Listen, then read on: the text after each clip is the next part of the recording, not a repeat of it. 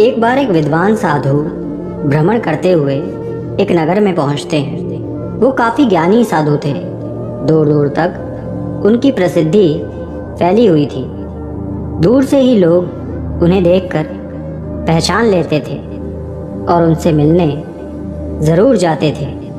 तब वो मार्ग में उस नगर के पास बनी एक नदी के पास रुक जाते हैं और वहाँ पर एक वृक्ष के नीचे बैठकर ध्यान करने लगते हैं। तभी आसपास से उस नगर के कुछ लोग गुजर रहे होते हैं। उन साधु को देखकर वो तुरंत उन्हें पहचान लेते हैं और उनके समक्ष चले जाते हैं, उन्हें प्रणाम करते हैं। थोड़ी ही देर में उस पूरे नगर में ये बात फैल जाती है कि एक विद्वान साधु वहाँ आए हुए हैं। सभी नगर के लोग उन्हें आग्रह कर अपने नगर में ले जाते हैं और उनके बैठने की व्यवस्था करते हैं। साधु महाराज भी कुछ देर वहाँ विश्राम करते हैं। सभी नगर के लोगों के मन में एक प्रश्न था जो वो उनसे पूछना चाहते थे। वो सब तय करते हैं कि जब इतने विद्वान साधु उनके यहाँ स्वयं आए हैं तो क्यों ना अपनी समस्या उन्हें बताई जाए।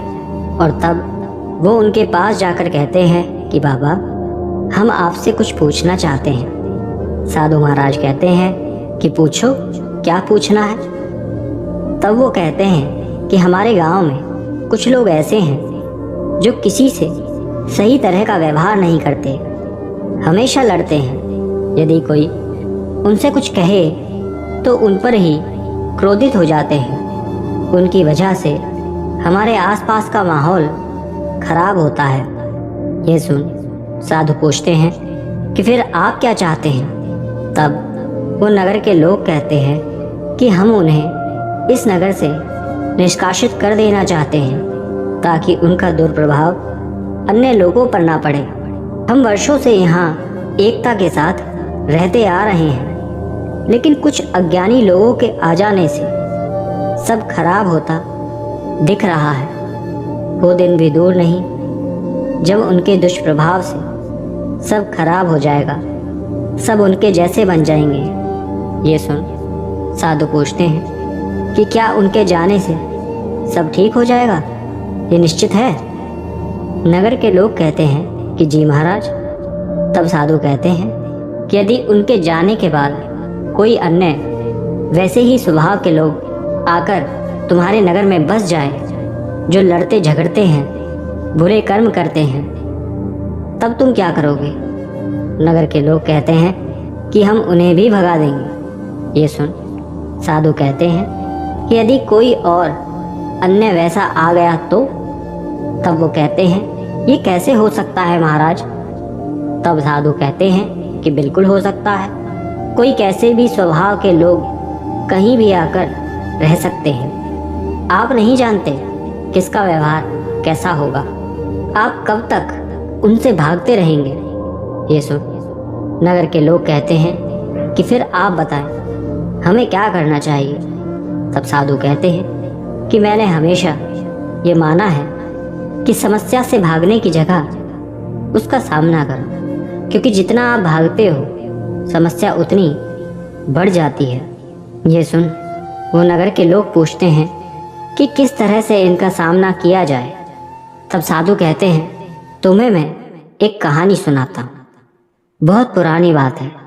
किसी गांव में अधिकांश गरीब और अशिक्षित लोग रहा करते थे। वहाँ के लोग गरीब होने की वजह से शिक्षा से वंचित थे और सही उम्र में शिक्षा ना मिलने की वजह से उनकी दृष्टि में शिक्षा की कोई खास अहमियत भी नहीं थी।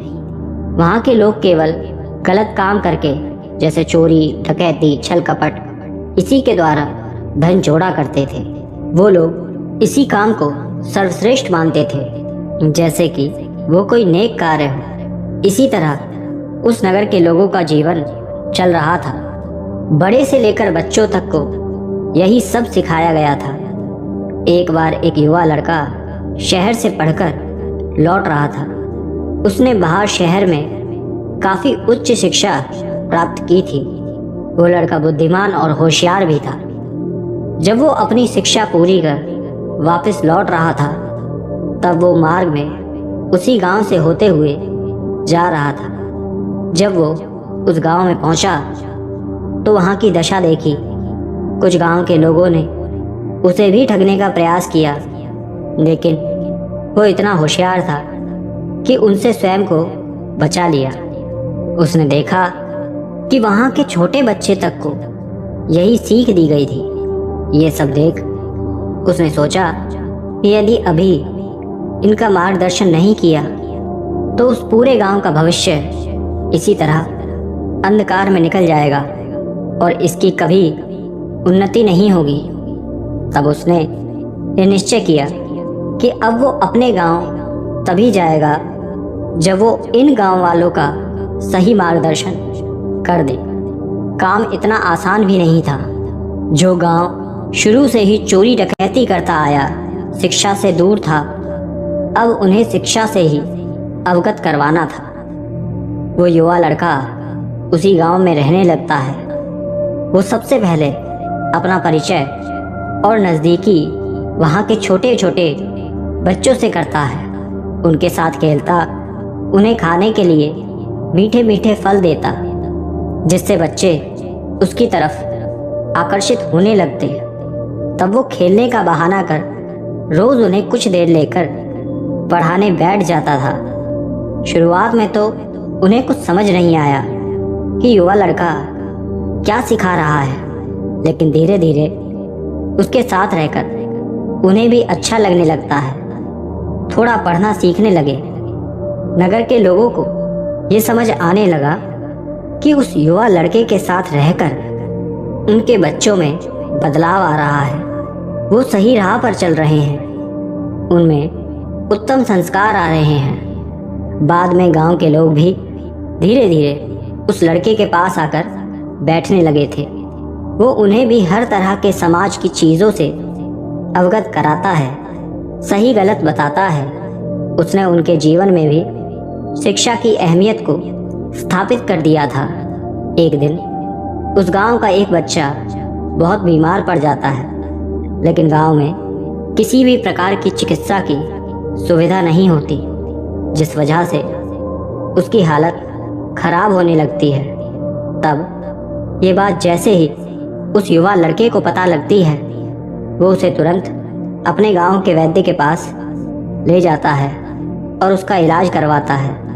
और ये देख उस दिन उस गांव के लोगों को ये एहसास होता है कि उनके गांव में किसी वैद्य का होना कितना अनिवार्य है। किंतु ये होता कैसे? कोई वहाँ पढ़ा लिखा था ही नहीं। और उस दिन उन्हें यह बात समझ आई कि शिक्षा की, सही संस्कार की जीवन में क्या अहमियत है। उन्हें एहसास होता है कि इस तरह चोरी डकैती करके जीवन नहीं कटेगा, और उस दिन से उन्होंने इस काम का त्याग कर दिया और सही दिशा की तरफ बढ़ने लगे। अब उस गांव के कुछ लोग उस युवा लड़के के पास बैठने लगते हैं। उनका उसके ऊपर विश्वास बढ़ने लगता है। वो उसके पास बैठते, कुछ शिक्षा भरी बातें करते, सीखते, और धीरे धीरे एक का देखा देखी करते हुए सभी गांव के लोग इस दिशा की तरफ बढ़ने लगे। तब उसने सबको सही मार्ग दिखाया, शिक्षा की भूमिका बताई, आसपास साफ सफाई, स्वच्छता कितनी ज़रूरी है ये बताया। और एक समय आया जब सभी लोग भी उस मार्ग पर चलने लगे।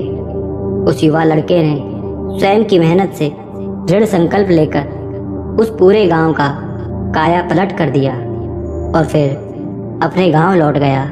कहानी का अंत कर साधु कहते हैं कि आप सबने देखा कि किस प्रकार एक शिक्षित लड़के ने अनजान जगह पर जाकर पूर्ण साहस करके वहाँ के लोगों को बदल दिया, उनका सही मार्गदर्शन किया। उसके इस प्रयास से उस गांव की आने वाली हर पीढ़ी सही राह की तरफ प्रेरित हुई। हमेशा स्मरण रखें कि जो लोग गलत या बुरी प्रवृत्ति में पड़ जाते हैं, उन लोगों को प्रेम, धैर्य और दृढ़ संकल्प द्वारा सुधारा जा सकता है। जोर जबरदस्ती या भगाकर नहीं। ऐसे लोग भी मनुष्य होते हैं। ज़रूरत होती है सिर्फ उनके अंतःकरण में सोई हुई आत्मा को जगाने की, तभी वो सुधरेंगे। वो बुरे नहीं होते, बस मार्ग से भटक जाते हैं। हमें तब ज़रूरत है उन्हें सही मार्ग पर लाने की। साधु का ये उपदेश सुन पूरे नगर के लोग बहुत प्रभावित हो जाते हैं और कहते हैं कि आप सही कहते हैं गुरुवर, हमें भी सही राह दिखानी चाहिए, पूर्ण प्रयास करना चाहिए।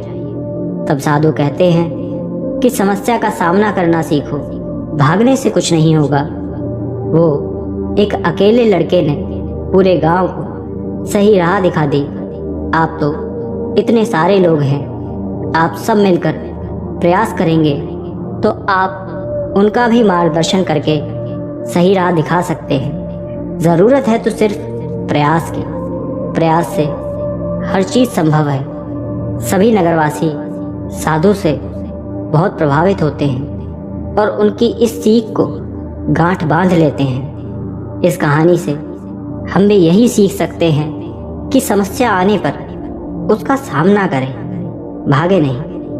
तभी आप जीवन में आगे बढ़ सकते हैं और दूसरे को भी आगे बढ़ने के लिए, सही दिशा में जाने के लिए प्रेरित कर सकते हैं। यदि किसी व्यक्ति में बुरी आदत है तो उसे सुधारने का प्रयास करना चाहिए ताकि वो भी सही तरह से जीवन जी सके। उससे भागने की जगह, दूर होने की जगह उसका साथ देना चाहिए, तभी सबका कल्याण होगा। आपने क्या सीखा कमेंट करके ज़रूर बताना। धन्यवाद।